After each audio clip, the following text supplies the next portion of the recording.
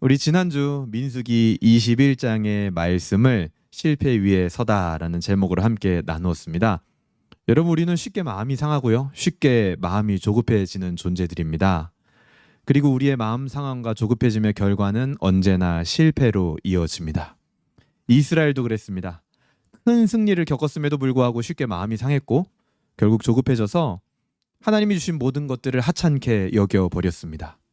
그러다가 결국 불뱀을 만났죠. 이스라엘은 아주 큰 실패를 경험하게 된 겁니다.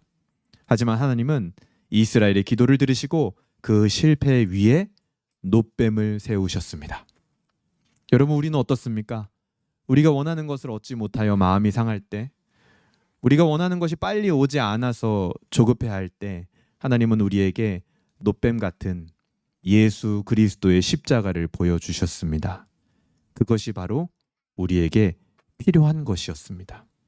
하나님은 나에게 필요한 것을 주시는 분임을 우리가 믿을 때 우리는 실패 위에서도 찬양할 수 있을 것입니다. 오늘은 민수기 22장의 말씀을 내게 있는 두 마음이라는 제목으로 함께 나눠 보려고 합니다. 우리 따라해 볼까요? 내게 있는 두 마음.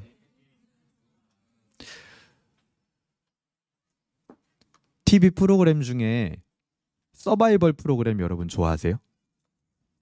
흑백요리사 이런 거 재밌죠? 저도 참 좋아하고 재밌게 보고, 또 뭐 쇼미더머니, 저는 이런 것도 좋아하거든요. 근데 최근에요, 이거 어떻게 표현을 해야 될지 모르겠는데 정말 신박한 서바이벌 프로그램이 준비 중이다라는 걸 제가 들었어요. 제목이 뭐냐면요, 운명전쟁 4구. 이게 뭐냐면요, 무속인 서바이벌이에요. 웃음이 나오죠. 흑백 요리사랑 같은 포맷이에요. 그 제작진이 만든 거래요. 근데 무당, 사주팔자 보는 사람, 점치는 사람, 타로 보는 사람, 이런 사람들을 다 모아가지고 운명을 건 서바이벌을 하는 거예요. 그 예고편을 보니까 그 멘트 중에 이런 게 있어요. 뭐 예를 들어서 흑백 요리사 같은 경우에는 참가자들이 서로 다른 사람을 평가하면서 저 미슐랭 원스타 셰프도 왔네? 실력자들이 정말 다 모였네? 막 이런 게 나레이션으로 깔리잖아요. 여기는 뭐가 나레이션으로 깔리냐면, 이야, 이번에 진짜 신기 충만한 분들을 모셨구나. 이런 멘트들이 막 나옵니다. 무속인 서바이벌. 어떻게 프로그램이 구성될지 저도 너무 궁금해요. 뭐 한 사람을 이렇게 갖다 놓고 맞추는 건가? 뭐 미래를 맞추는 건가? 도저히 상상이 안 가는데 정말 충격적이고 어떻게 보면 진짜 신박하다, 그런 생각이 듭니다. 무속인을 주제로 한 것도 그 발상 자체가 놀랍지만 저는 이제 무속의 영역마저도 서바이벌이 된다라는 거, 저는 거기서 더 놀라움을 느끼게 됩니다. 사람들은 어떤 장르건 서바이벌에 영광하는 것 같아요. 이게요, 비단 오늘날의 이야기가 아닙니다. 로마 시대 콜로세움에 검투사들을 몰아넣고 동물과 싸우게 하고 서로 싸우게 하면서 생존을 지켜보던 사람들이 있었죠. 그때부터 오늘날 온갖 서바이벌 프로그램에 이르기까지 다른 사람들의 생존과 죽음의 여부를 지켜보는 것은 인간이 즐기던 아주 오래된 쾌락입니다. 쾌락. 재밌죠? 왜 그럴까 생각해 보면 아마도 우리의 삶이 어떤 면에서는 서바이벌이기 때문이 아닐까. 사람들은 어떤 영역에서 살아남은 자들의 이야기에 관심을 가지기도 하고, 또 실패한 자들의 이 원인을 도마 위에 올려두고 판단을 하기도 합니다. 그야말로 생존해야만 내 존재를 입증할 수 있는 시대라는 거예요. 교회도 그렇죠. 그 개척 교회 생존했는가? 실패했다면 왜 실패했는가? 저마다 판단을 하죠. 생존으로 모든 것이 판가름되는 시대에 하나님의 뜻과 계획은 둘째치고 일단은 살아남아야 하는 시대가 되어버린 거예요. 살아남지 못한 자들에게는 과연 하나님이 계시는가 하는 의문이 생기기도 하죠. 무엇이 우리의 삶을 이렇게 생존 게임으로 전락하게 만들었습니까? 오죽하면 무당까지 서바이벌을 시키겠습니까, 여러분? 영적 영역조차도 서바이벌이라는 쾌락 아래 두고 즐기는 시대가 됐어요. 이 큰 파도 앞에 사회도 개인도 국가도 휩쓸려 가고 있는 것 같습니다. 생존이 중요해진 사회는요, 점점 원초적이 됩니다. 생존을 위해서는 잠깐의 위험과 수치, 불법, 편법을 얼마든지 할 수 있게 되는 것이죠. 생존이 너무나 중요한 가치라서 그 외의 모든 가치들을 별 필요 없는 것으로 전락시키는 겁니다. 저는 인터넷 방송에 그 과도한 어그로 끌기 또 그 중에 하나라고 봅니다. 생존하려고 보니 방송에서 무슨 짓을 해도 상관이 없는 거죠. 그런 시대에 만약에 크리스천들마저 이 생존의 문제를 자신의 가장 중요한 가치로 놓고 살아간다면 어떻게 될까요? 그들은 세상을 변화시키는 빛과 소금이 아니라 세상의 무대에서 꼭두각시같이 움직이는 만만한 크리스천으로 전락하게 될 것입니다. 여러분, 실제로 생각해보면 우리도 마찬가지죠. 이 생존이라는 우리 삶의 문제로 이 세상이요, 우리를 얼마나 들었다 놓았다 하고 있습니까? 우리를 거의 조련하고 있죠. 그래서 약간 거룩한 길로 하나님의 뜻대로 가려고 한다 치면, 내게 중요한 그 생존의 문제를 하나 탁 던져놓으면 바로 돌이켜버리죠. 오늘 본문에서도 그 생존의 시대를 힘겹게 살아가고 있는 사람이 등장을 합니다. 오늘 본문의 주인공인 발락과 발람이 그렇습니다. 두 사람이에요. 발락, 발람. 이들은 그야말로 이 생존의 시대, 서바이벌 시대의 부산물입니다. 오직 생존만이 중요한 시대의 비극을 보여주는 이들을 통하여 우리가 진정으로 붙들어야 할 생존 이상의 가치, 그리고 우리는 왜 도대체 생존 앞에서 꼼짝하지 못하는지, 그것을 함께 발견하는 시간이 되기를 소망합니다. 여러분, 1절 한번 보겠습니다. 22장 1절 같이 읽어볼까요? 22장 1절 시작. 이스라엘 자손이 또 길을 떠나 모압 평지에 진을 쳤으니 요단 건너편 곧 여리고 맞은편이더라. 여러분, 이스라엘이요, 지금 점점점 가나안에 다가가고 있는 거예요. 그러다 오늘 어디에 도착했습니까? 모압 평지에 도착했대요. 여기가 어디냐면 요단 건너편입니다. 요단 건너편이라는 말은 지금 그 요단강만 건너면 어디로 들어가는 거예요? 가나안 땅으로 들어가는 거예요. 가나안에 들어가서 첫 번째 전투가 벌어졌던 성이 여리고성이죠. 그 여리고 지금 맞은편에 진을 치게 된 거예요. 점점점 가나안에 가까이 다가가고 있는 거죠. 이때 이스라엘이 진친 모압의 왕은 발락이라는 사람이었습니다. 2절에 나오죠. 십볼의 아들 발락이 이스라엘이 아모리인에게 행한 모든 일을 보았으므로. 발락이 무엇을 보았다고요? 이스라엘이 아모리인에게 행한 일을 보았습니다. 오늘 꼭 이렇게 있으니까 약간 과외 같네요. 아무도 줄 수 없는. 뭘 봤다고요? 이스라엘이 아모리인에게 행한 일을 모압 왕이 보았다. 모압은요, 과거에 이 아모리인들에게 패배하고 조롱당한 적이 있습니다. 그 내용이 나오는 게 21장 후반부예요. 아모리인들이요, 엄청 센 민족이었어요. 그래가지고 이 모압 족속을 땅을 뺏은 다음에 막 그들을 조롱하는 노래를 만듭니다.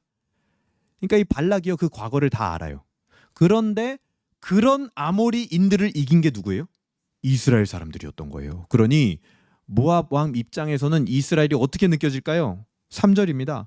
모압이 심히 두려워하였으니 이스라엘 백성이 많음으로 말미암아 모압이 이스라엘 자손 때문에 번민하더라. 여기서 모압 왕의 반응을 우리가 잘 봐야 됩니다. 어땠어요? 두려워했어요.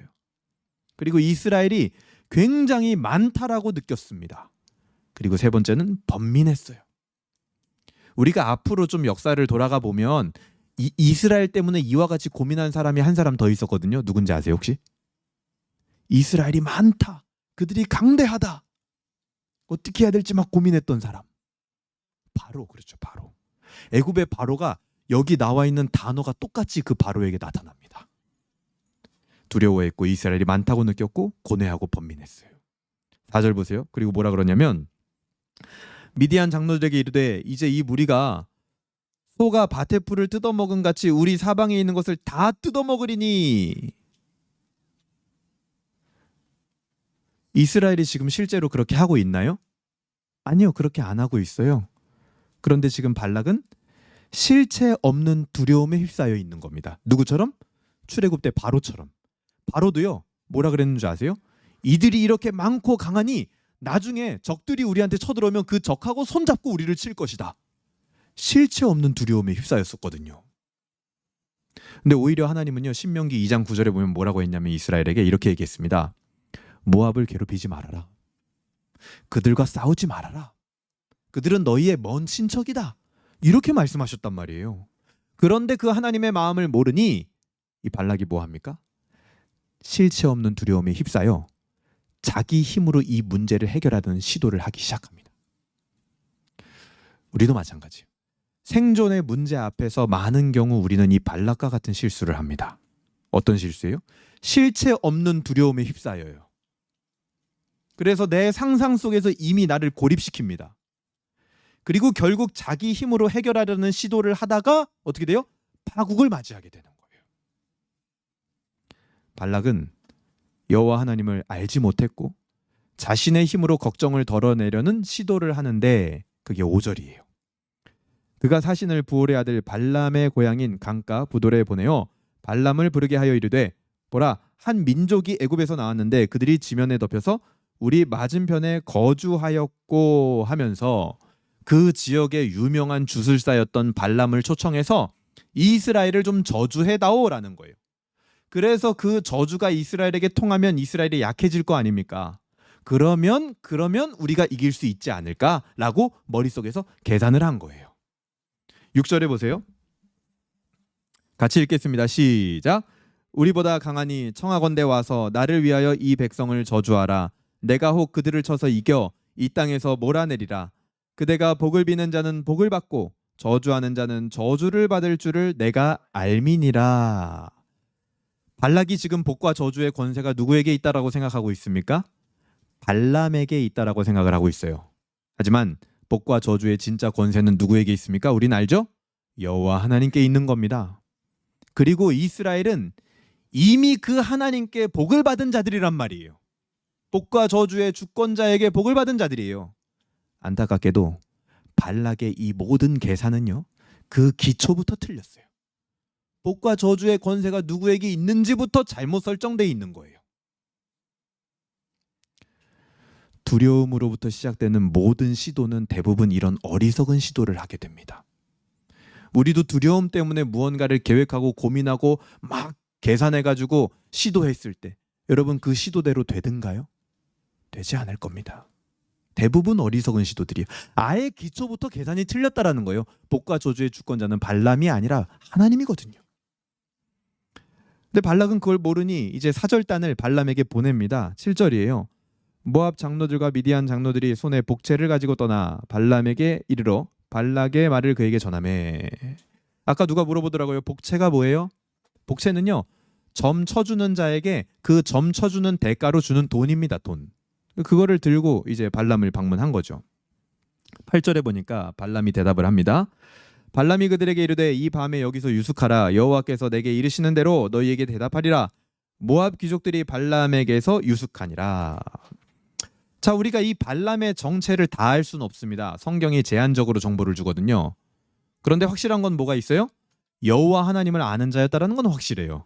그렇죠? 지금 여호와 하나님께 물어보겠다라고 얘기를 하고 있잖아요. 그래서 그날 밤에 발람이 기도를 합니다. 그러니까 하나님이 물어봐요. 너를 찾아온 자들이 누구냐? 그러니까 발람이 대답을 합니다. 저 모압 왕 발락이 보낸 자들인데 이 이스라엘을 저주해달라고 합니다. 그러니까 하나님이 뭐라고 대답하시냐면 12절이에요. 하나님이 발람에게 이르시되 너는 그들과 함께 가지도 말고 그 백성을 저주하지도 말라. 그들은 복을 받은 자들이니라. 세 가지 말했죠. 함께 가지 말라, 저주하지 말라, 복 받은 자들이다. 이렇게 하나님이 답변을 주셨어요. 그러면 발람은 어떻게 하면 될까요? 함께 가지 않고 저주하지 않고 이스라엘이 복 받은 자들이다 얘기하면 되는 거예요. 사실 여기서 끝났어야 되는 거예요. 하나님이 말씀하셨으니 발람은 안 가면 됩니다. 13절 발람이 아침에 일어나서 발락의 귀족들에게 이르되 너희는 너희의 땅으로 돌아가라. 여호와께서 내가 너희와 함께 가기를 허락하지 아니하시느니라. 여러분 이 13절 발람의 말이 어떻게 느껴지십니까? 잘 대답한 것 같습니까? 그렇지 않아요. 왜 자기가 함께 가지 않는지, 왜 지금 자기가 거절하는지 그것을 지금 말하지 않았단 말이에요. 하나님이 저주하지 말라고 했습니다. 이스라엘은 이미 복을 받은 자들이라고 했습니다. 이 내용을 뺐다고요.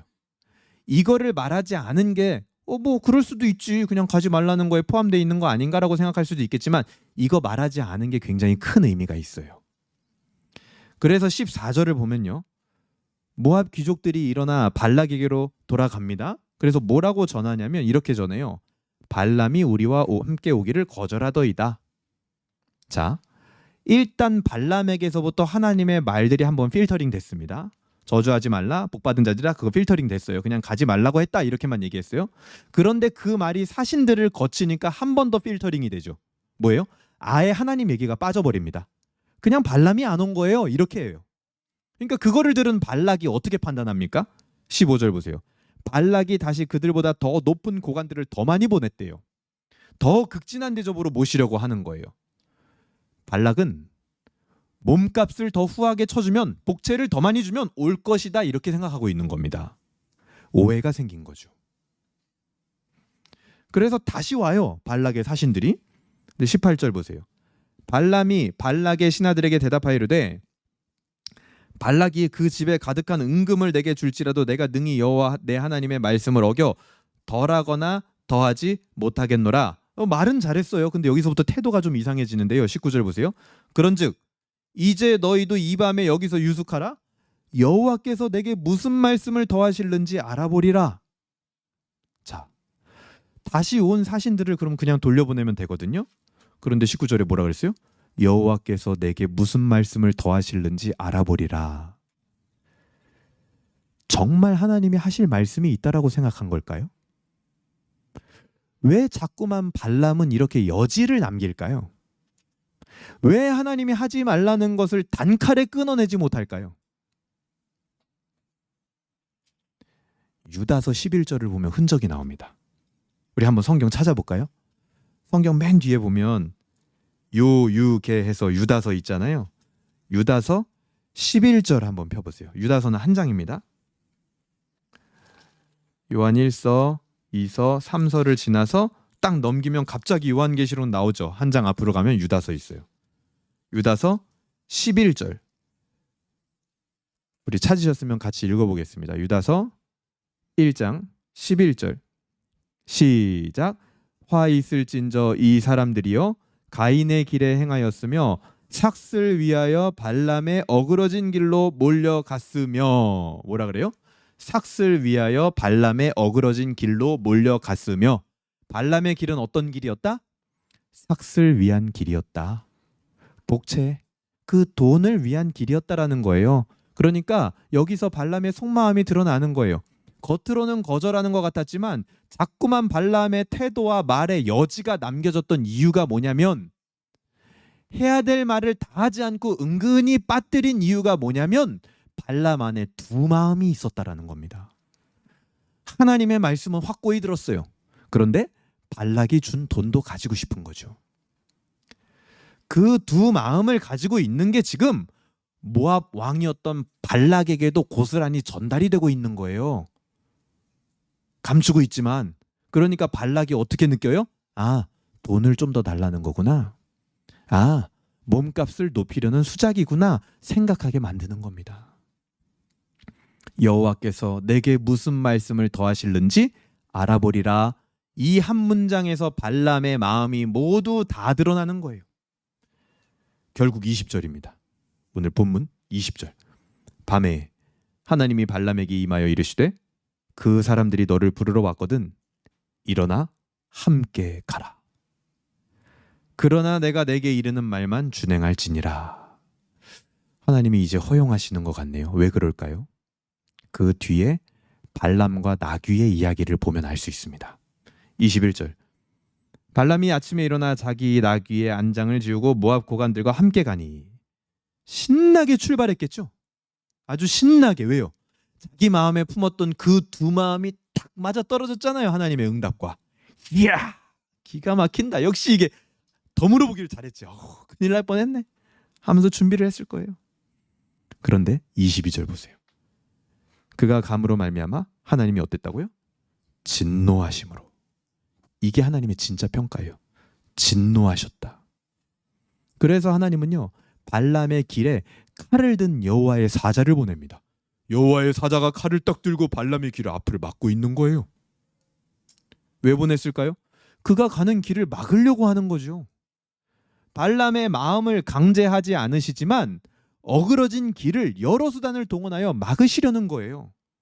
그런데 안타깝게도 이 여호와의 사자를 발람이 타고 가던 나귀 있잖아요. 나귀는 봐요. 근데 발람은 못 봐요. 즉 지금 발람의 상태가 어떻다? 나귀만도 못하다. 그가 가지고 있었던 두 마음은 그를 나귀만도 못한 존재가 되게 한 겁니다. 나귀는요, 길을 가는 동안 여호와의 사자를 보고 3번이나 가는 길을 멈춰요. 23절, 25절, 27절에 나옵니다.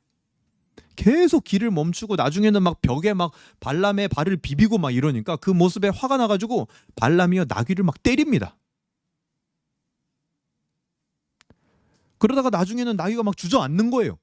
그래서 채찍을 들고 와서 더 세게 때려요. 그때 하나님이 나귀의 입을 확 열어버리셔요. 그게 28절이죠. 보세요. 여호와께서 나귀의 입을 여시니 발람에게 이르시되 내가 당신에게 무엇을 하였기에 나를 이같이 3번 때리느냐. 나귀가 그냥 막 맞다가 갑자기 말을 해버렸어. 왜 자꾸 때리냐. 30절. 나귀가 발람에게 이르되 나는 당신이 오늘까지 당신 일생 동안 탄 나귀가 아니냐. 내가 언제 당신에게 이같이 하는 버릇이 있었더냐. 내가 언제 이렇게 한 적 있습니까? 좀 깨달아라. 그때 31절. 그때 여호와께서 발람의 눈을 밝히심에 여호와의 사자가 손에 칼을 빼들고 길에 선 것을 그가 보고 머리를 숙이고 엎드리니. 발람의 눈을 밝혀서 여호와의 사자를 그제서야 보게 됩니다. 그 여호와의 사자가 뭐라고 합니까? 32절.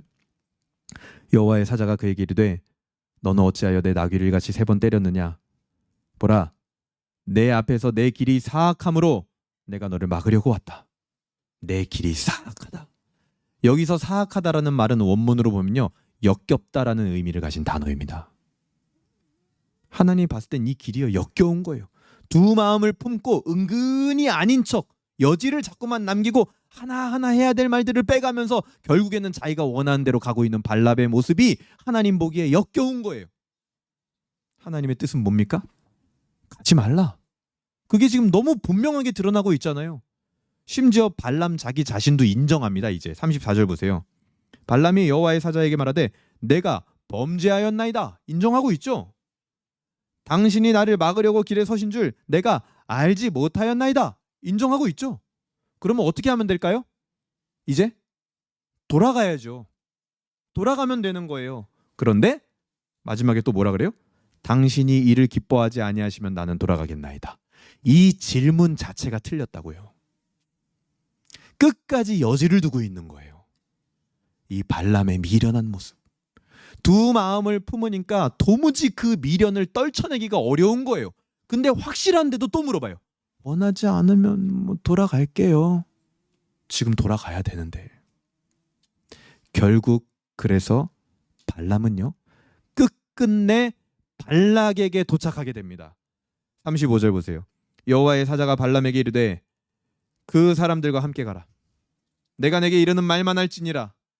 발람이 발락의 고관들과 함께 가니라. 성경을 읽는 사람들은 이 사건을 보면서 왜라는 의문이 듭니다. 아니 그냥 가지 말라고 하면 되지 않나? 왜 또 여기서 갑자기 가라고 하지? 여기서 중요한 건요, 그냥 가는 게 아니라 내가 너에게 이르는 말만 할지니라. 이게 중요한 거예요.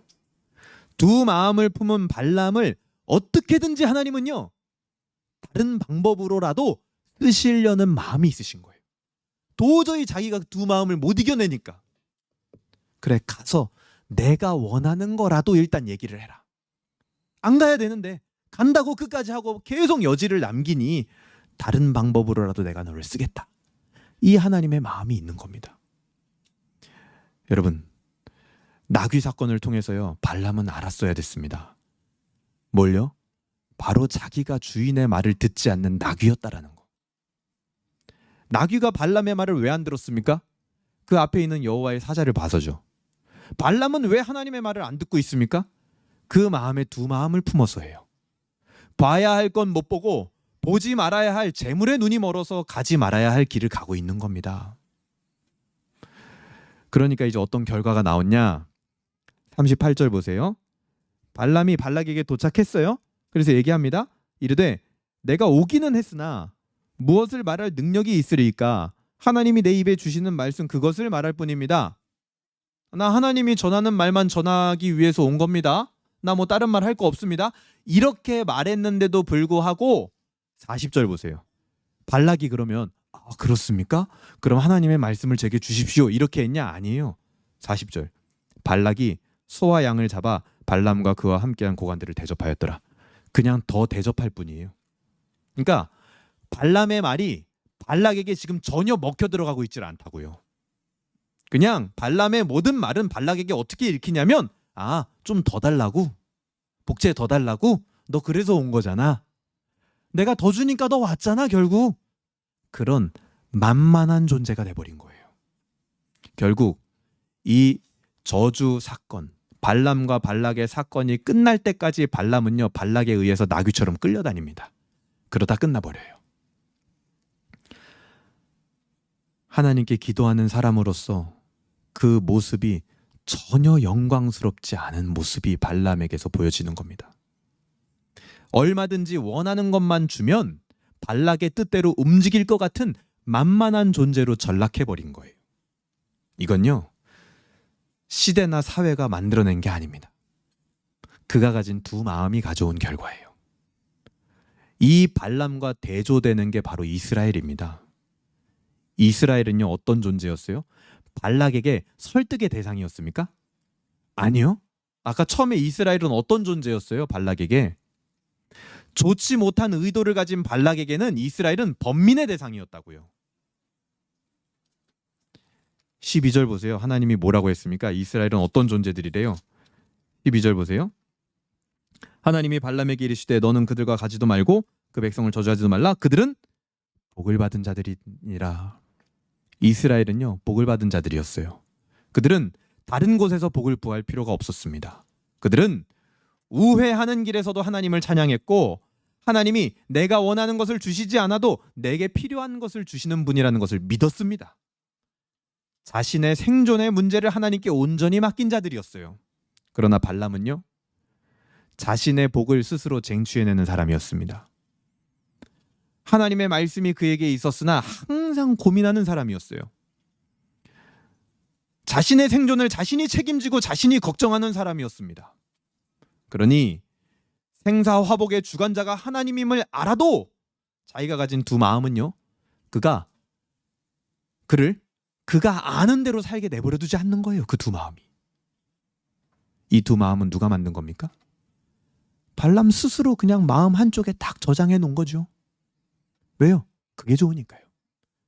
어쩔 수 없어 하면서 글로 그냥 끌려가는 거예요. 자기가 일부러. 그리고 언제나 생각하죠. 그 상황에서는 어쩔 수 없었어. 그건 누구나 그렇게 하는 거야. 내가 이렇게 노력했는데 아무도 그렇게 안 해. 이런 합리화는 언제나 하나님 말씀의 반대편으로 가도록 우리를 유도합니다. 이것이 발람의 사악한 길, 역겨운 길로 가게 만드는 동력이었어요. 가되 너에게 허락한 말만 하라는 말씀에서도 발람은 어떻게 느꼈을까요? 제가 봤을 땐 이랬을 거예요. 그래, 일단 가라고 하셨으니까 가도 되는 거구나 하고 말씀을 부분적으로 이해했을 겁니다. 합리화를 시키는 거죠. 계속 자신의 두 마음을. 사실 발람을요, 설득할 만하고 만만한 사람으로 전락하게 만든 것은 발락에게 원인이 있는 게 아니에요. 발람의 외부에 있는 게 아닙니다. 발람의 내부에 있는 두 마음이 바로 그가 만든 발락이에요. 그게 결국 발람을 만만한 사람으로 만들어간 겁니다. 두 마음이. 여러분, 우리를 만만한 사람으로 만들어가는 내 안에 있는 두 마음은 무엇입니까? 발람에게는요, 돈이 이중적 마음의 원인이었어요. 그의 생존에 필수적인 거였을 겁니다. 그가 가장 중요하게 생각하는 것이 돈이었을 거예요. 어떤 사람은요, 인간 관계를 내 생존의 수단으로 여기기도 합니다. 그래서 인맥 관리 철저하게 하죠. 어떤 사람은 명예를 내 생존의 필수품으로 여기기도 합니다. 어떤 사람은 권력을 행사하거나 통제권을 발휘해야 내가 생존하고 있다라고 느끼기도 해요. 어떤 사람들은 자식이 잘 되는 것이 곧 나의 생존이라고 느끼기도 합니다. 심지어 남편과 아내 간에 주고받는 사랑에서 내 생존을 찾기도 해요. 물론 이런 게 나쁜 건 아니죠. 하나님이 주신 좋은 것들이죠. 그러나 그것이 내 생존을 결정하는 최고의 결정권자가 되어서 나의 마음을 두 동강 내어 차지하도록 두어서는 안 된다라는 거예요. 그러면 어떤 사람이 돼요? 만만한 크리스천이 되는 거예요. 딱 봤을 때 나쁜 쪽으로 설득 가능한 크리스천으로 보이는 겁니다. 그렇게 내 마음을 내어주는 순간 우리는 세상이 가지고 놀기 좋은 만만한 크리스천이 된다 이 말입니다. 여러분, 이 세상에 있는 사람 중에 이런 두 마음에서 자유로운 사람이 있을까요? 우리는 언제나 두 마음 사이에서 고민을 합니다. 이렇게 할까? 저렇게 할까? 저는 목사기 때문에 필연적으로 많은 사람을 상담하게 됩니다. 근데 거의 90%는 자기가 이미 답을 알고 와요. 목사님, 이렇게 해야 될까요? 저렇게 해야 될까요? 이렇게 해야 될 것 같은데 저것도 좀 신경이 쓰이네요. 이미 자기 마음 안에 답이 다 있는 거예요. 알아요. 알고 와요. 근데 왜 왔습니까? 두 마음 사이에서 고민이 되는 거죠. 그 두 마음이 우리에게 있다라는 것은 뭘 의미하는 겁니까? 나는 점점 만만한 크리스천이 되어가고 있는 것이다. 죄송하지만, 잔인하지만 그렇게 되어져 가고 있는 거예요. 오늘 말씀이 우리에게 그걸 보여주는 겁니다. 하나님이 발람에게 하신 말씀을 다시 한번 생각해 보세요. 20절에 가되 내가 말하게 하는 것만 해라. 이게 뭡니까? 이제 좀 다르게 읽혀야 돼요. 이것은 두 마음을 가진 발람에게 하나님이 정말 안타까운 마음으로 제시하시는 제3의 길이에요. 그 두 마음이 스스로 정리가 안 되는 겁니다. 그러니까 제3의 길을 보여주세요. 어떻게? 그래, 가. 근데 내가 말하는 것만 말해야 돼. 알았어? 그게 네가 살 길이야. 두 마음 사이에서 고민하고 한 마음으로 정리하지 못하는 우리를 위하여 하나님이 내신 제3의 길이라고요. 그게 뭡니까? 바로 예수 그리스도의 길인 거예요. 두 마음 사이에서 괴로워하는 우리에게 하나님은요, 이렇게 말씀하시는 거예요. 제3의 길, 예수 그리스도를 택해라. 그 예수 안에 사랑과 정의, 일과 삶, 생존과 가치, 모든 것이 함께 있다. 그 예수님은요, 우리를 대신하여 이 세상에서 가장 만만한 자가 되셨습니다. 그리고 그 예수를 바라보는 모든 자들에게 거룩한 번민을 안겨주었어요. 하나님과 세상 사이에서 간을 보던 발람과 정반대길을 가셨습니다. 하늘의 모든 권세를 가졌지만 우리의 생존을 위하여 자기의 생존을 포기하신 분이에요. 우리가 이 예수 그리스도를 신뢰할 때 비로소 우리는 세상에 대해 만만한 사람이 되어져 가는 것을 드디어 그칠 수 있는 겁니다. 여러분, 우리 안에 자꾸만 두 마음이 생겨서 괴로울 때 우리는 오늘 본문에서 가장 빛나는 한 구절을 잊지 말아야 됩니다. 12절이에요. 세상이 우리를 저주해도 때로는 두 마음 사이에서 고민할 때가 있어도 이미 우리는 복 받은 자들이다. 이거를 잊어서는 안 된다고요. 그 복은 뭐예요? 예수 그리스도의 복을 받은 자들이다. 여러분, 세상은 우리에게 말합니다. 야, 네가 생존해야 가치가 증명되는 거야. 죽으면 뭔 소용이야. 일단 살고 봐야지. 그러니 일단 생존을 위한 선택을 해. 율법은 우리에게 말합니다. 야, 너 그 두 마음 품어가지고 너 무슨 복을 받으려고 그래? 빨리 정리해. 그 발람처럼 해가지고 너 하고 있는 거 다 알고 있어. 두 마음 품지 말아야지. 그래야 복을 받지. 율법은 우리에게 그렇게 말해요. 하지만 복음은 우리에게 말합니다. 예수 그리스도께서 승존하셨기 때문에 너는 이 생존 게임에 참여하지 않아도 이미 가장 존귀한 자다. 복음은 그렇게 말하는 거예요. 우리는 예수 그리스도를 통해서 만만한 사람, 설득당하는 사람이 아니라 누군가에게는 번민이 되고 누군가에게는 복의 근원이 되는 예수 그리스도의 사람, 세상을 사랑으로 설득하는 사람으로 거듭나게 되는 거예요, 여러분. 그 복음이 저와 여러분에게 있기를 주님의 이름으로 소망합니다. 오늘 말씀을 어떻게 적용할 수 있을까요, 여러분? 첫 번째, 십자가로부터 오는 충만함을 여러분 묵상하십시오. 우리가 두 마음을 가지게 되는 궁극적인 이유가 뭔지 아십니까? 세상이 우리에게 제시하는 복음이 아닌 가치들이 있어요. 그렇죠? 근데 그거를 거절할 만한 내 안에 정체성적 자산이 없는 거예요. 견고한 정체성을 형성을 할 자산이 있어야 되는데 그 정체성적 자산이 내게 없다 보니까 세상이 주는 가치들을 그냥 받는 겁니다.